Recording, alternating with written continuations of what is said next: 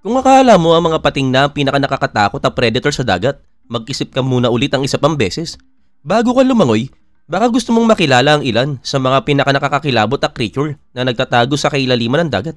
Mula sa mga kumikislap na parang nakamamatay na emerald hanggang sa sobrang angang na alimango na ipinangalan pa sa isang curry, narito ang 10 pinakamapanganib na crustacean sa buong mundo, Part 2. Pero bago natin simulan yan, kung bago ka pa lamang sa aming channel, huwag mo sana kalimutan na mag-subscribe para naman lagi kang updated sa mga ganitong uri ng video. Number 10. American Lobster. Siguradong familiar ka na sa crustacean na ito at malamang ay nakita mo na rin ito sa isang plato. Pero may ilang nakakagulat na katotohanan tungkol sa American Lobster na baka hindi mo pa alam. Kadalasang inilalapag sa mga mamahaling restaurant, nilalaga ito hanggang sa maging perpekto. Tapos nilalagyan ng tinunaw na butter at pinipigaan ng kunting lemon. Pero bukod sa pagiging paboritong seafood, ang American Lobster ay isang kakaibang creature. Ang kakaibang anyo nito ay talagang simula pa lamang. Tulad ng iba pang mga crustacean, ang mga lobster ay mayroong panlabas sa skeleton o exoskeleton. Tuwing lumalaki sila, tinatanggal nila ito at nagpapalit ng bago, isang kakaibang proseso pero normal sa mga nilalang na ganitong uri. Subalit ang American Lobster ay may biology na mas kahanga-hanga pa. Ang isa sa mga pinakakakaibang kakayahan nito ay ang pagpapatubo ng mga naputol na bahagi ng katawan na kung saan kung babali man ang isa nitong sipit, maaari itong tumubong uli. At maniniwala ka ba na may ngipin din ng lobster pero hindi ito sa bibig? Ang mga ngipin nito ay nasa loob ng tiyan at ginagamit sa pagdurog ng pagkain. Ang kakaiba pa, ang tiyan ng lobster ay matatagpuan malapit mismo sa bibig nito. Kaya bagaman ang American Lobster ay isang sikat na pagkain sa mga kainan, isa rin itong kakaibang halimbawa ng kakaibang likha ng kalikasan. Number 9. Floral Egg Crab. Maganda pero nakamamatay, yan ang tamang paglalarawan sa Floral Egg Crab, na kilala rin bilang shoal crab o sa scientificong pangalan nito na Ategratis floridus. Karaniwang matatagpuan ng maliit na putik ang alimango na ito sa timog silaang Asya hanggang Australia. Sa una mukha itong inosente at harmless dahil sa makinis itong shell at makukulay na marka. Pero huwag kang magpapalin lang dahil mayroong itong tinatagong delikadong sikreto. Kung narinig mo na ang tungkol sa pufferfish, alam mong isa ito sa mga pinakanakamamatay na hayop sa dagat dahil sa lason nitong tetrodotoxin na tinatayang 200 beses na mas nakakalason kaysa sa cyanide. At alam mo ba na ang parehong lason na ito ay matatagpuan din sa mga binti ng floral egg crab? Kaya kung sakaling maisip mong tikman ito, wag na wag mo itong gagawin. Ang pagkain ng alimangong ito ay maaaring maging sanhi ng kamatayan, kaya't nararapat lamang itong mapabilang sa ikasyam na pwesto sa ating listahan. At dapat mong tandaan na tulad ng hindi pagkain ng pufferfish o pagdila sa lason ng palaka, bawal ding tikman ng floral egg crab kung ayaw mong ilagay sa panganib ang iyong buhay. Number 8. Japanese Spider Crab. Ganito may ilalarawan ng Japanese Spider Crab, ang pinakamalaking uri ng alimango sa buong mundo. Ang kanilang mga paa ay maaaring umabot ng 12.5 feet ang lapad at ang katawan nila ay maaaring umabot ng halos 20 kilos. Sapat na para lampasan ang laki ng isang batang tao. Pero bago ka matakot, mas mainam na kilalanin muna natin ang mabuting mga dambuhala na ito. Ang mga Japanese spider crab ay talagang kilala sa kanilang husay sa camouflage o pagtatago na ginagamit nila para makiiwas sa mga mandaragit sa ilalim ng dagat. Nakatira sila sa 150 hanggang 200 meters ang lalim at gumagamit ng mga bato, lumot at iba pang mga bagay sa paligid para pagtakpan ang kanilang sarili. Marahil ito rin ang dahilan kung bakit umaabot ng mahigit 100 taon ng kanilang buhay at may ilan pa ngang mas tumatagal pa roon. Sa kabila ng laki nila, hindi naman talaga sila agresibo. Sa katunayan, mas madalas silang maging biktima ng mga pugita at stingray kaysa maging panganib sa tao.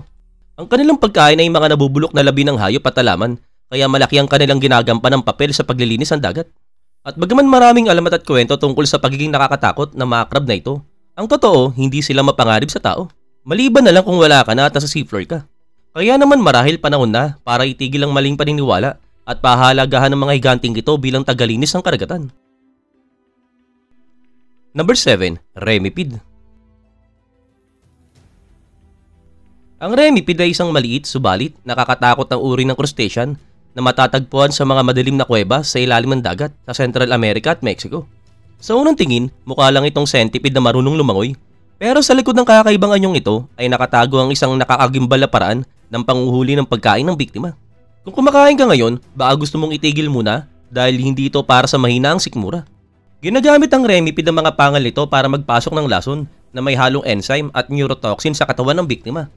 Una nitong pinaparalyze ang biktima pagkatapos ay tinutunaw ang lamang loob hanggang maging likidong pagkain. na pagkatapos ay sinisip-sip ng remipid na parang smoothie at ang natira na lang ay ang balat o mga piraso ng laman ng isda. Kahit nakakadiri pakinggan, hindi may kakila na kakaiba ang evolutionary adaptation ng remipid. Sa kabila ng pagkabulag at kakulangan sa lakas, nagagawa nitong manghuli gamit lamang ang matinding bisa ng lason nito. Pero huwag kang masyadong mag-alala, talagang bihira lang talaga ang mga remipid. Kailangan pa ng mga scientifico ng matinding diving expeditions sa malalim na kuweba sa ilalim ng dagat para lamang makita ng isa, dahil ang mga ito ay talagang malabong mangyari. Number 6. Mutant Claw. Talagang wag mong mamalitin ang pistol shrimp, kasi kahit maliit ito, may taglay itong kakayahang parang superpower. Ang kakaibang shrimp na ito ay may sipit na minsan ay kasinlaki ng kalahati ng buong katawan niya, at dito nagmumula ang kanyang kakaibang lakas. Kapag handa na itong umatake, binubuksan ito ang maliliit na silid sa dulo ng kanyang higanting sipit para pasuko ng tubig. At pagkatapos, pinipigan ito ng sobrang lakas, dahilan para tumalsik palabas ang tubig na bumubuo ng napakabilis na bula o cavitation bubble. Mukhang walang kwenta pero delikado ito. Kapag pumutok ang mga bula, naglalabas ito ng matinding tunog at init na sapat na para pagpahingayin o patayin ng biktima. Ang tunog na nililika ng pagsabog ng bula ay umaabot sa 210 decibels na mas malakas pa sa putok ng totoong sandata. May isang species pa nga na tinatawag na Pink Floyd na ipinangalan sa rock band na Pink Floyd dahil sa napakalakas sa tunog na kaya nitong likain. At dahil sa kamanghamangang kakayahan ng pistol shrimp, ito mismo ang pinagbasehan ng superpower ni Jamie Foxx. Kaya naman kung tawagin ang shrimp, baka hindi insulto yan, baka papuri pa. Number 5. Crayfish. Ang crayfish o mas kilala bilang crawfish, crawdads o mudbugs ay karaniwang itinuturing na harmless. At kung minsan pa nga ay talagang masarap kainin. Wala kang dahilan para matakot sa kanila, maliban na lang kung may nakain kang panis. Pero may isang uri ng crayfish na parang galing mismo sa pelikula tungkol sa mga mutant na gustong sakupin ng mundo. Hindi ito katang-isip, totoong uri ng crayfish ito. Ang marbled crayfish ay aksidenteng nalika sa isang aquarium noong 1995 at simula noon ay kumalat na sa buong mundo na parang wildfire. Sa loob lamang ng ilang dekada, nakapasok na ito sa Europa at Africa at ngayon ay tinuturing na banta sa mga katutubong crayfish at sa buong ecosystem. Ang pinaka nakakakilabot dito ay kaya nitong magparami ng mag-isa. Lahat ng marbled crayfish ay babae at nagkakaanak sila sa pamamagitan ng cloning. Ibig sabihin hindi nila kailangan ng partner para magparami at bawat anak ay eksaktong kopya ng ina. Dahil dito, talagang halos imposibleng mapigilan ang pagdami nila. Imagine mo na lang isang species na puro babae na lahat ay marunong mag-glow ng sarili at unti-unting sumasakop sa mga ilog at lawa sa iba't ibang bansa. Parang eksena sa isang nakakatakot na pelikula pero nangyayari ito sa totoong buhay. Kaya naman sa susunod na makarinig ka ng salitang crayfish, tandaan mong hindi lang ito simpleng ulam sa seafood boil. Baka ito na ang clone army na daang-daang sumasakop sa mundo. Number 4. Chinese mitten crab. Sa unang tingin, mukhang nakakatawa ang Chinese mitten crab, lalo na at para bang may suot itong maliliit na guwantes dahil sa mabalahibong mga sipit ito. Pero huwag kang magpaninlang dahil sa likod ng ganda nitong itsura, taglay nito ang mga katangian dahilan kung bakit kabilang ito sa mga pinakamapanganib na crustacean sa buong mundo. Tubong China at karaniwang nakikita rin sa Japan at Korea, ang mga mabalahibong alimango na ito ay talagang kumalat na sa iba't ibang panig ng mundo. Madalas dahil sa mga barkong nagdadala ng ballast water o dahil sadyang ipinakilala sila sa ibang bansa. Ang problema, hindi lang isa. Una, mahilig silang magtipon sa malalaking grupo at magukay sa gilid ng mga ilog at dalampasigan na nagdudulot ng malaking pinsala. Sa ilang lugar, ang kanilang paghuhukay ay nagdudulot ng pagguho ng lupa at pagbagsak ng mga libo-pampang. Pero ang mas nakakatakot pa rito, ang mga Chinese mitten crab ay kadalasang may dalang parasite na tinatawag na Oriental lungfluke.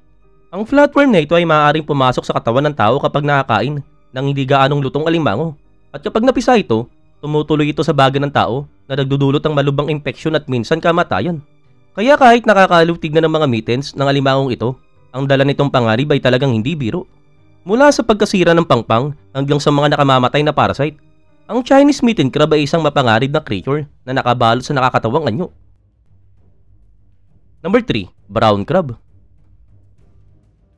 Ang brown crab na may scientificong pangalan na Cancerpagurus ay ang pinakamalaking uri ng alimango sa Europa.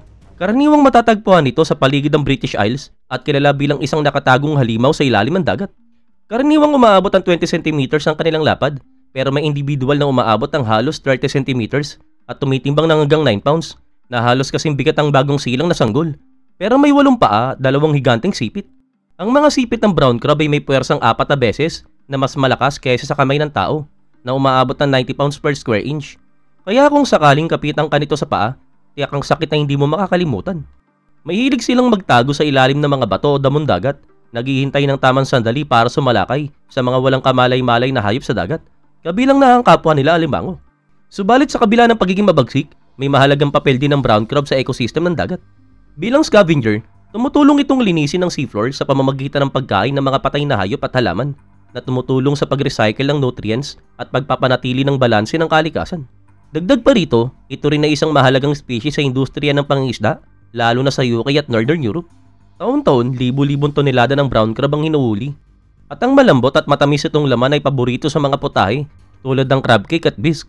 Malaki ang naitutulong nito sa kabuhayan ng mga community sa baybayin, kaya't napakahalaga ng sustainable fishing upang hindi maubos ang kanilang population.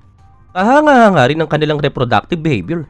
Ang mga babaeng alimango ay kayang magdala ng hanggang 2 milyong itlog na kalaunan ay magiging mga plankton bago tuluyang maging batang alimango. Dahil dito, matatag ang population ng species sa kabila ng patuloy na pangingisda. At kung akala mo sila ang pinakamalakas sa dagat, hindi rin. Dahil may mga predator din sila tulad ng malalaking isda, pugita at maging kapwa alimango. Lalo silang nagiging mahina kapag nagmamolt o nagbabago ng exoskeleton dahil sa panahong ito ay malambot at walang protection ng kanilang katawan. Kaya naman sa kabuuan, ang brown crab ay hindi lang mabangis na mandaragit, kundi isang mahalagang tagalinis at haligi ng buhay sa ilalim ng karagatan. Number 2, mantis shrimp. Kung narinig mo na ang salitang shrimp, may isip mo siguro ay maliit at walang laban at kadalasan ay ginagawang pulutan. Pero ang mantis shrimp ay talagang ibang-iba. Para itong superhero o supervillain ng dagat. Kilala rin bilang stomatopods, ang mga creature na ito ay maliliit na napakabangis at hindi mo gugustuhin mahawakan ng basta-basta. At kung tinatanong mo kung bakit thumb splitter, simple lang. Dahil kung susubukan mong hawakan ito, baka talagang literal na mapilayan ka. Ang mga mantis shrimp ay may habang 4 hanggang 8 pulgada at nabubuhay na hanggang 3 hanggang 6 na taon. Karaniwan silang nakatira sa mga coral reef sa Indian at Pacific Ocean, na kung saan sagana ang pagkain tulad ng isda, ipon at alimango. Subalit ang tunay na kinakatakutan sa kanila ay ang paraan ng panguhuli. Mahigit 400 uri ng mantis shrimp ang natukoy at inahati sila sa 2 klase at ito ay smashers at speeders. Ang mga smashers ay may club-like na braso na tinatawag na ducktail club na pumapalo sa bilis na umaabot ng 80 kilometers kada oras na halos kasing bilis ng bala ng sandata. Samantalang ang mga speeder ay mayroong matutulis at tinik-tinik na galamay na parang sibat. Kaya naman talagang tinutuhog nila ang kanilang biktima na parang fish kebab. Dahil sa tindi ng puwersa ng kanilang palo, nagkakaroon ng tinatawag na cavitation bubble sa tubig. Kapag bumagsak ito, gumagawa ng pangalawang shockwave na kayang patayin ang mga biktima kahit hindi direktang tamaan. Kaya naman kahit magbintis sila, may follow-up attack pa rin. Subalit hindi lang lakas ang panlaban ng mantis shrimp. Isa rin sila sa may mga pinaka-advanced na paningin sa mundo ng mga hayop. Ang bawat mata nila ay gumagalaw ng hiwalay at mayroong 16 na uri ng color receptors. Samantalang tayo ay 3 lamang. Nakakakita sila ng mga kulay na hindi natin nakikita, kabilang na dito ang ultraviolet light at polarized light. Dahil dito, nakakakita sila ng mga pinakamaliit na galaw ng biktima at pati ng pagbabago ng kulay ng kapwa nila mantis shrimp na ginagamit nila sa communication at pakikipaglaban. Talagang kakaiba rin ang kanilang katalinuhan. Kaya nilang makilala at tandaan ang kanilang kapitbahay sa dagat at minsan pa nga ay nagkakaroon ng ritualized fighting, parang sparring bago ang totoong laban. May mga uri pa ng monogamous, ibig sabihin may forever. Nagkasama sila ng matagal, nagbabahagi ng lungga, at magkasamang nag-aalaga ng anak at bihira ito sa mga crustacean. Ang kanilang ducktail clubs ay gawa sa kakaibang material na sobrang tibay. Kaya pinag-aaralan ng mga scientifico ito upang makagawa ng matitibay na armor at protective gear. Sa kabila ng kanilang mabangis na reputasyon, mahalaga ang mantis-shrimp na balanse ng ecosystem sa ilalim ng dagat. Tinutulungan nilang makontrol ang populasyon ng ibang species at mapanatili ang kalusugan ng mga coral reef. Kaya't bagamat delikado sila malapitan, ang mga creature na ito ay talagang tunay na tagapagtanggol ng mundo sa ilalim ng dagat. Number 1, coconut crab. Kung sakaling mapadpad ka sa isang liblib na isla sa Asia Pacific at makakita ka ng dambuhalang alimango na tila gustong makipagkamay, magdahan-dahan ka muna. Ang nakikita mo ay coconut crab o mas kilala rin bilang palm thief. Huwag mong hayaan na lokohin ka ng pangalan nito dahil ang mga sipit ito ay kayang magbigay ng puwersa na aabot ng 10 beses na mas malakas kaysa sa kamay ng tao. Sa katunayan, ito ang may pinakamalakas na sipit sa lahat ng crustacean sa buong mundo. Gamit ang lakas na yun, kayang buhati ng isang coconut crab ang hanggang 28 kilos. Kaya naman kung may kasama kang bata o alaga, siguraduhin hindi sila lalapit sa higante na ito. Ang lakas ng sipit ng coconut crab ay sapat para basagin ng isang nyug. Kaya isipin mo na lang kung gaano kadaling durugin ang daliri ng tao kung sakali itong masabit. Subalit huwag ka agad matakot dahil sa laki nila, madali naman silang mapansin. Tumitimbang sila ng hanggang 4 na kilo, may haba na 40 centimeters at may mga binti na umaabot ng 1 metro ang lapad. Sa madaling sabi, hindi ito magtatago sa beach bag mo. Bukod sa kanilang lakas, ang mga coconut crab ay ang pinakamalaking hayop na nakatira sa lupa sa klase ng mga arthropod. At hindi lang lakas ang kanilang puhunan, sila rin ay mahusay na umakyat sa mga puno. Kaya nilang akyatin ang mga puno ng nyog na may taas sa 10 metro gamit ang kanilang malalakas na paa para kumapit sa puno. Kapag nakarating na sila sa tuktok, ginugupit nila ang tangke ng nyog gamit ang sipit. Inuhulog ito sa lupa, kaya nila binabasag para kainin. Sila ay nocturnal din at ang ibig sabihin, aktibo sila tuwing gabi. Sa araw nagtatago sila sa mga lungga o siwang ng bato para iwasan ang mga predator. At kahit malalaki, mabilis silang umatras kapag nakaramdam ng panganib. Pero sa dilim ng gabi kapag bigla ka na lang nakatagpo ng isa, tiyak na mapapatakbo ka sa gulat. Pagdating naman sa pagkain, hindi rin sila mapili. Kumakain sila ng prutas, buto, mani at maliliit na hayop at minsan pa nga ay labi ng hayop. May mga ulat pa nga ng mga coconut crabs na umaatake sa mga ibon. Ang ganitong klase ng dieta ang dahilan kung bakit napakalaki at napakalakas nila. Ang kanilang buhay ay talagang kakaiba rin at umaabot sila ng hanggang 60 years. At kung sakaling maputol ang kanilang paa o sipit, kayang tumubo muli sa paglipas ng panahon.